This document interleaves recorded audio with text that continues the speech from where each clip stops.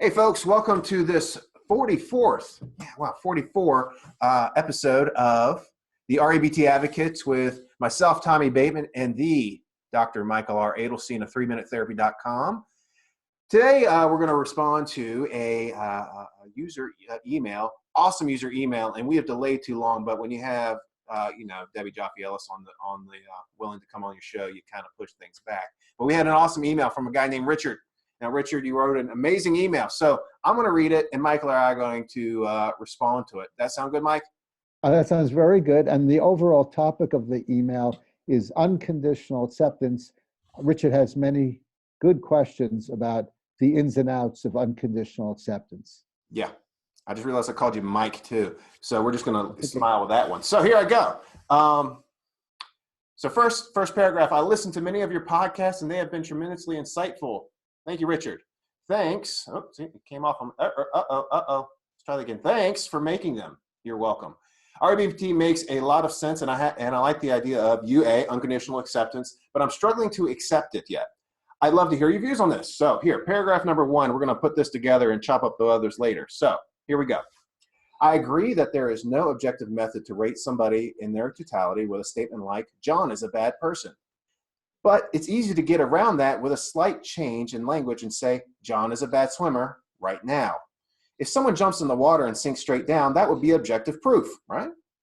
Another way is comparing two people. John is a better swimmer than Mary right now.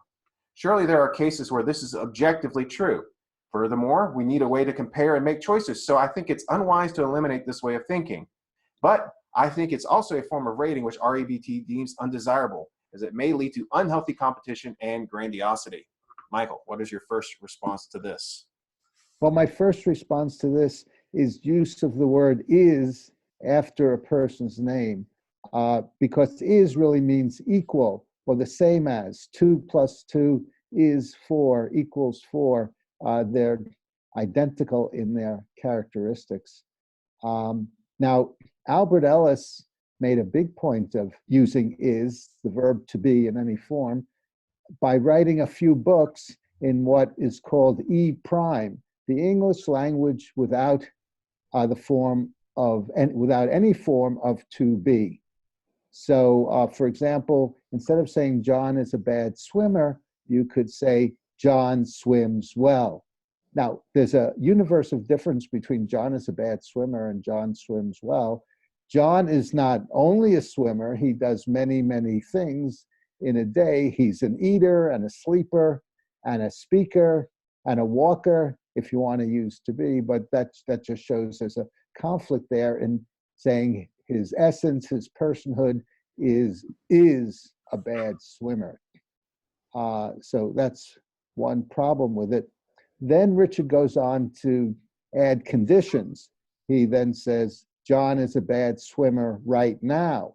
Well, that narrows it down, so that's certainly better, but it still has is in there, equals, and he doesn't equal a bad swimmer right now, because right now he's breathing and he's moving his arms, his legs. You could say John is a breather right now, or John is a kicker right now, and he can't be, his essence can't be all these things at the same time, because it's all of him, everything, 100%, and he's obviously doing a lot of things while he's swimming.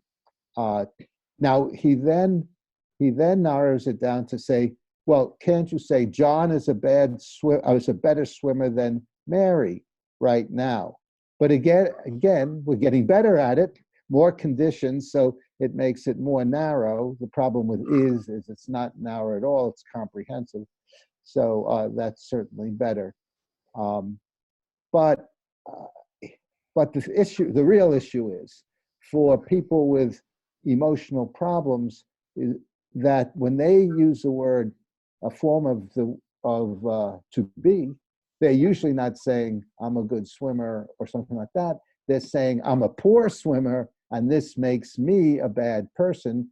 And we want them to change their perspective and say, and even more importantly, think, I'm swimming poorly right now, and this means my swimming is poor, or even better, my side stroke is poor, or my backstroke is poor, because one of the main purposes of avoiding is to give you something specific to improve on and better in your life. And is doesn't really do it because it's so general.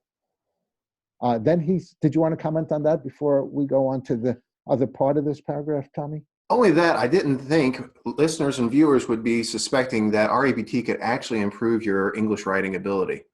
Right. Actually, you're right, because Albert Ellis abandoned writing books in the verb in E prime because it did seem so stilted. So, so it doesn't really improve your writing ability. And if you're writing, not a therapist trying to help someone with their emotional problems, you may want to say is or was or will be or other forms of the verb to be. Then he says, we need a way to compare and make choices, so I think it's unwise to eliminate this way of thinking. Now, he's really missing the boat here because REBT doesn't give up comparisons at all. It emphasizes comparisons, but in terms of traits, in terms of behaviors. So is makes that much more difficult. So we could say John beat Mary in a race, or John has a better side stroke than Mary, something like that. And that's much more accurate and much more descriptive than the original form of the sentence that Richard suggested. And we can compare, we certainly do have a way to compare things. I could compare myself to Tommy, and I could say, Tommy looks a lot more handsome than me, which I know a lot of people might disagree with, but just I as an certainly example. do. Love you, Michael. Right, thank you. Just as an example, so we can compare, but let's compare traits, patterns of behavior, things we like and we don't like, without without using is and looking at people in totality. So, and he does make a good point in the last sentence in the paragraph. He says, I think it is also a form of rating which REBT deems undesirable, as it may lead to unhealthy competition and grandiosity. Right. Tommy's going to get very grandiose now that I've informed him that he's better looking than me, although that's not a great achievement. but it could lead to grandiosity. I am better at math than you. That's I am. That's a form of the verb to be. Therefore, I am a better person than you. It's not a great leap from I am better at this than you and I am a better person. So, so those are my thoughts on that. Tommy, did you want to add anything to that? Well, not that, just because you perform better at something than others doesn't, and you acknowledge that doesn't necessarily lead to grandiosity. So I think that is a slightly weaker connection, though. I agree, though, semantically, it's really close to saying I am a better person. So I'm okay with saying I perform more efficiently or better at something than somebody else, because we need to discriminate that way in life, for hiring, firing, getting with people, all that sort of thing. So yeah, that's okay. Yeah. Yeah. Oh, Tommy, I did want to say another thing about competition. If you don't use the verb to be, that doesn't eliminate competition, because if I am having a race against Tommy, I could be very competitive and very much desire to win the race. And I could practice running and racing before the race and things like that. So it's a motivator, and it is comparing. Then I could say at the end of the race, Tommy won the race, but it would be even wrong to say Tommy is a better runner than I, because maybe next time Tommy will get a cramp in the middle of the race and then I won the race. And then obviously it's wrong to say I am a better runner than Tommy. So, so we don't eliminate competition at all or making comparisons. Yeah, it's really hard to say like I'm a totally better runner than or fighter or anything like that, because people like to say, oh well, Marciano in his prime would totally have beat Tyson, in his prime. Well, that's a really hard thing to do, because it all depends on heck, the weather, what they ate, too many different things to say in totality. All we could say is he beat him right now. That's all we got. So yeah, thank you, Michael. I'm going to move on to the next paragraph. Yes, please. Because this is good. I think you said that the proof of unconditional acceptance is not needed, or that the proof is implicit by choice. I don't remember the exact words.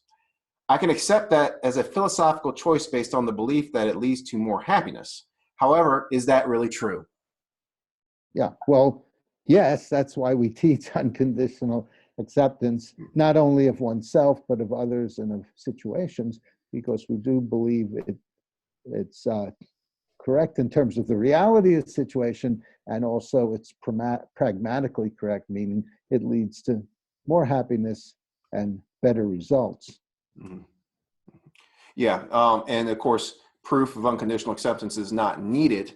I sometimes, and Michael, correct me if I'm going off on a tangent here. What I do is ask folks, can you prove it false? Can you argue against it? Can you say, and just for folks that don't know, unconditional acceptance is unconditionally accepting this statement: I am a flawed human being. Do you have evidence against that? Are you perfect? Because that's the opposite of it. That's all you got to do to prove to me that flawed human beings are flawed, or human beings are flawed, is to show me a perfect human being. I don't have that. I'm a flawed human being. Number two, there's no reason, no cosmic law stating I should be otherwise. Point to it. I've surveyed all the religions. They all kind of say we're fallen creatures and we mess up from time to time. I empirically observe humanity, and we tend to blow it a whole lot. So I don't see any cosmic law. In fact, I have evidence showing that we blow it all the time. We screw up. It's kind of what we do. And then the last part about rating others, and we argued against rating others. My good points and my bad points have no bearing on my total worth as a human being. That's not my call. That's a human dysfunction to rate a human being. And then I would just ask, how can you rate a human being? What's the human rating scale? So I kind of get to the proof, or the support, I would like to say, of unconditional acceptance, kind of in the back end, saying, well, prove it wrong. I seem to have evidence to the contrary, and it seems kind of self-evident to me. Yeah. And actually, unconditional acceptance starts with acknowledging what is, which I think you said in there. Yeah. And then, as you said, no universal law saying it should be otherwise. So we're running short on time, so maybe I can just summarize the last paragraph. Sure. And that is, Richard asks about liking and disliking other people, and unconditional acceptance. And the two aren't in conflict, because normally the way we decide we like someone is we decide that their positive traits to us outweigh their negative traits. And if their positive traits are great enough and their negative traits are diminished enough or small enough in comparison, then we get into love. So love is on the liking scale, but it's probably 90% or 95% or 98% of liking someone, then that's what we call love. So the way we discern whether we want to like someone or love someone normally is we weigh the pluses and minuses of their traits to us. And that's a whole myriad of things, like how we feel around them, how we like looking at them, what we think their potential is, what we know about their history. So liking is still in there, or disliking someone, and you don't need a rating scale of the person in order to make that decision. Yeah, that's just the point about rating people is this objective human rating scale. Like, who's the number one human being and who's this number 7 billionth human being? How do you do that objectively? We can't do that. However, I have a personal rating scale where Michael is number one on my list. I really like the guy, you know? Don't tell your wife that. She knows. She knows. So that's okay. We can still, to use the term, even though it's kind of loaded, we can still discriminate. You know, I like the traits about this person. That's pleasing to me. Where's your evidence that that's pleasing to you? Because that's an important question in REBT. Where's the evidence that that trait is pleasing to you? I have it. I'm I like it. I like it. There's evidence there. We can grab onto that. So disliking and liking other people, even though we can unconditionally accept their flaws and not become angry at them for their flaws, doesn't mean we have to associate with them or even like them. It's just stopping ourselves from becoming unnecessarily emotionally disturbed. Right. Very good. That all makes a lot of sense, Tommy. Yes, I did it. It made sense. Right. That doesn't mean you're a good person. Absolutely not. You did well. Okay. Okay. Well, thanks you all for tuning in and viewing our Advocates podcast channel. And thank you, Richard, for the email. That was awesome. Yes, yes, great email, great questions, Richard. And please feel free, Richard or anyone else viewing, to send us questions. We'd be happy to answer them.